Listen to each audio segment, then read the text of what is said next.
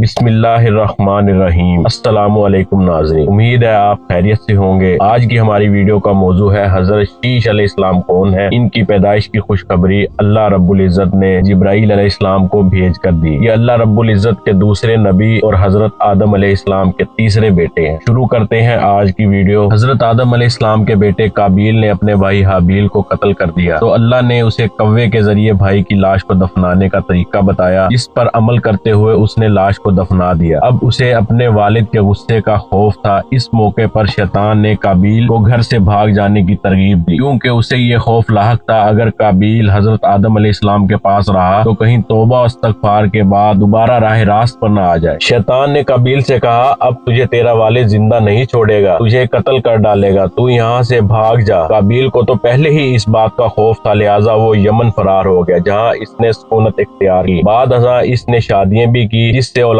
کثیر پیدا ہوئی۔ قابیل نے اپنے والد کے دین حق سے بغاوت کر کے پہلے آتش پرستی شروع کی، پھر شیطان نے اسے پتھر سے بت بنانے کا طریقہ سکھا دیا۔ یوں قابیل اور اس کی اولاد نے ایک اللہ کو چھوڑ کر بت پرستی شروع کر دی۔ دنیا میں قتل و غارت، حسد و نفرت اور بت پرستی کی بنیاد قابیل ہی نے رکھی۔ حضرت عبداللہ بن مسعود رضی اللہ تعالی عنہ سے روایت ہے، حضور نبی کریم صلی اللہ علیہ وآلہ وسلم نے فرمایا، دنیا میں جب بھی کوئی ظالم سے قتل ہوتا ہے تو اس کا ایک گناہ حضرت آدم علیہ السلام کے بیٹے قابیل کی گردن پر ضرور ہوتا ہے، اس لیے یہ وہ شخص ہے جس نے ظالمانہ قتل کی ابتدا کی اور یہ ناپاک طریقہ جاری کیا۔ حضرت آدم علیہ السلام کو جب بیٹے کے قتل کی خبر ملی تو وہ بہت غمزدہ ہو گئے، کیونکہ حابیل نہایت سعادت مند، فرما بردار، نیک اور شائستہ نوجوان تھا۔ اس کے انہی اوصاف حمیدہ کی بنا پر حضرت آدم علیہ السلام کو امید تھی کہ وہ اللہ کے دین کو آگے بڑھانے میں ان کے معاون و مددگار ثابت ہوں گے۔ نیز بعض روایات کے مطابق حابیل کی شہادت کا بنیادی سبب یہی تھا کہ قابیل کو بھی اندازہ ہو چکا تھا کہ والد کے بعد نبوت کا تاج نیک سیرت حابیل علیہ السلام ہی کے سر پر سجے گا، اور اسی حسد نے اس سے بھائی کے قتل پر ابھارا۔ حابیل کے قتل کے بعد حضرت آدم اور حوا بہت اداس رہا کرتے اور بیٹے کو یاد کر کے گھنٹوں آنسو بہایا کرتے۔ حضرت آدم علیہ السلام اللہ سے دعا فرمایا کرتے، اے اللہ مجھے ایسی اولاد عطا فرما جو تیرے دین کو دنیا میں پھیلانے میں میری معاون و مددگار ہو، میرے بعد بھی تیرا پیغام دنیا میں عام کرے، میری صحیح جانشین ہو اور دنیا میں تیری وحدانیت کی علمبردار ہو۔ اللہ تعالیٰ نے اپنے پیارے نبی کی دعاؤں کو شرف قبولیت بخشا اور ایک نیک صالح بیٹے کے بشارت سے مطلع فرمایا۔ چنانچہ کچھ ہی عرصے بعد حضرت شیش علیہ السلام پیدا ہوئے۔ حضرت آدم اور حوا علیہ السلام ان کی پیدائش پر بے حد خوش تھے۔ یہ حضرت آدم علیہ السلام کے تیسرے بیٹے تھے۔ اس وقت ان کی عمر 130 سال تھی۔ حضرت اما حوا علیہ السلام نے صاحبزادے کا نام شیش رکھا، جس کے عربی میں معنی عطائے خداوندی کے ہیں، یعنی اللہ کی جانب سے عطا کیا گیا۔ خوبصورت تحفہ حضرت شیش علیہ السلام حسن و جمال، شکل و صورت، اعداد و اطوار میں اپنے والد سے بہت مشابہ تھے۔ حضرت آدم اور حضرت حوا علیہ السلام کو آپ سے بہت محبت۔ حضرت آدم علیہ السلام حضرت شیش علیہ السلام کو ہر وقت اپنے ساتھ رکھتے۔ آپ کو اس بات کا علم ہو چکا تھا کہ ان کی اولاد میں یہ بچہ ان کا جانشین ہوگا، چنانچہ انہوں نے شروع ہی سے ان کی تربیت پر خصوصی توجہ دی۔ آپ حضرت شیش علیہ السلام کو جنت کا احوال سناتے، اچھے برے کی پہچان کرواتے۔ جوں جوں حضرت شیش علیہ السلام بڑے ہوتے گئے، ان کو پوشیدہ صلاحیتیں، والدین کی تعلیم و تربیت رنگ لاتی رہی۔ حضرت آدم علیہ السلام نے ان کو درس و تدریس، واضح و تبلیغ کے خوبصورت اور منفرد طریقے سکھائے، دن رات کی گھڑیوں کی پہچان کروائی، ان اوقات میں ہونے والی عبادتوں کی تعلیم دی۔ ان کے علاوہ طوفان نوح کے بارے میں بھی آگاہ کیا جو کچھ عرصے کے بعد آنا تھا۔ حضرت آدم اور حضرت حوا علیہ السلام کو حضرت شیش علیہ السلام سے بڑی امید تھی، جس کی بڑی وجہ یہ تھی کہ ایک بیٹا قتل ہو گیا، دوسرا شیطان کا پیروکار بن کر کفر کے راستے پر چل نکلا تھا۔ اب اللہ کے دین کو آگے بڑھانے اور شیطان کے شر کا مقابلہ کرنے کے لیے آدم علیہ السلام کے بعد حضرت شیش علیہ السلام ہی تھے اس معیار پر پورے اترتے تھے۔ جب حضرت آدم علیہ السلام کی وفات کا وقت قریب آیا، انہوں نے حضرت شیش علیہ السلام کو اپنا خلیفہ اور جانشین نامزد کیا۔ 960 برس کی عمر میں حضرت آدم علیہ السلام نے وفات پائی۔ حضرت شیش علیہ السلام نے حضرت جبرائیل امین علیہ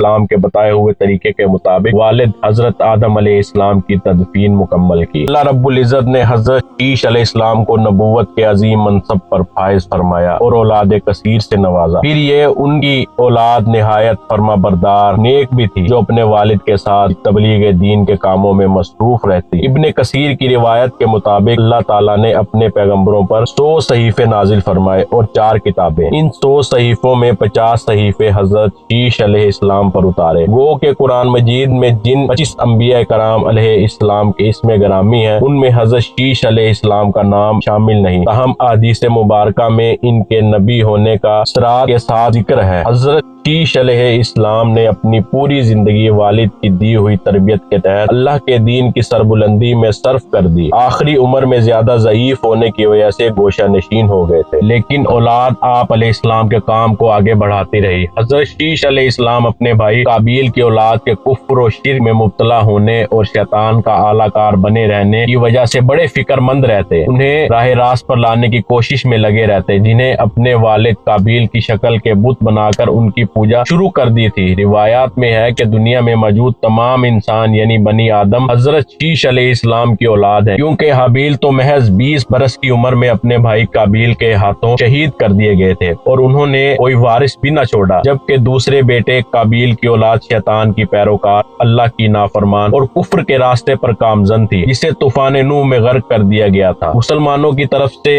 और यहूदी ईसाई भी हजरत शीश अलैहिस्सलाम को हजरत आदम और हव्वा का तीसरा बेटा और जानशीन तस्लीम करते हैं, जबकि वो भी इस बात के कायल हैं कि मौजूदा तमाम इंसान हजरत शीश अलैहिस्सलाम की औलाद है। हजरत शीश अलैहिस्सलाम लोगों को नसीहत फरमाया करते थे कि सच्चा मोमिन वो है जो अल्लाह ताला को पहचानता है, नेक और बद को जानता है, बादशाह का हुक्म बजा लाता है, वालिदैन के हकूक अदा करता है और उनकी खिदमत करता है, सिला रहमी करता है, गुस्से पर काबू रखता है, मोहताजों मस्कीनों के साथ हुस्न सलूक से पेश आता है, गुनाहों से परहेज करता है, मुसीबत के वक्त सब्र करता है और अल्लाह ताला की नेमतों पर उसका शुक्र अदा करता है। जब हजरत शीश अलैहिस्सलाम के वफात का वक्त करीब आया तो उन्होंने अपने फर्जंद अनुश को मामलात सपुर्द कर दिए। अनुश के बाद का वली अहद कनीन बना। इनके बाद कनीन का फर्जंद महलाइल उनका जानशीन बना। ईरानी अजमी लोग इन्हीं के बारे में ख्याल रखते हैं कि ये 7 विलायतों के बादशाह बने। ये पहले शख्स हैं जिन्होंने जंगलात का सफाया करके शहरों और किलों की बुनियाद डाली। उन्होंने ही शहर बाबल और शहर सोस आबाद किए। इबलीस और इसके लश्करों जिन्नों वगैरह को मार मार कर आबादी से भगाया, वीरानों और घाटियों में धकेल दिया। उनका एक बड़ा ताज भी था। उनकी बादशाही 40 साल रही। जब वफात का वक्त करीब आया तो उन्होंने अपने फर्जंद आखनू को अपना जानशीन मुकर्रर किया। इन्हें मुख्तलिफ कामों की इंजाम दही के हवाले से वसीयत। मशहूर अकवाल के मुताबिक यही आखनू हजरत इदरीस अलैहिस्सलाम थे, जिन्हें हजरत शीश अलैहिस्सलाम के बाद अल्लाह ताला ने नबूवत से सरफराज फरमाया। हजरत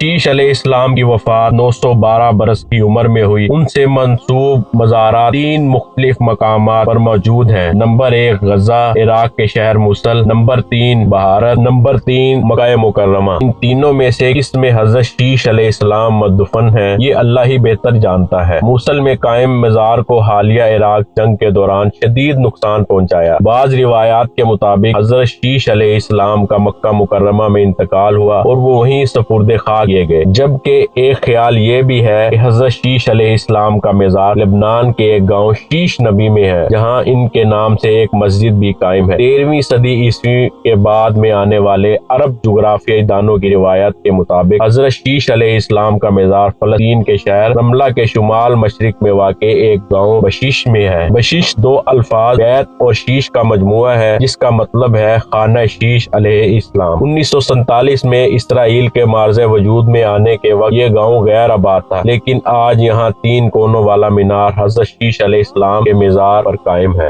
दीजिए इस उम्मीद के साथ कि आपको हमारी ये वीडियो पसंद आई होगी। इस तरह की इंफॉर्मेटिव वीडियो के लिए हमारे channel info Islamic @ Farhan Shah को सब्सक्राइब करें। अल्लाह ताला आपका हामी और नासिर हो।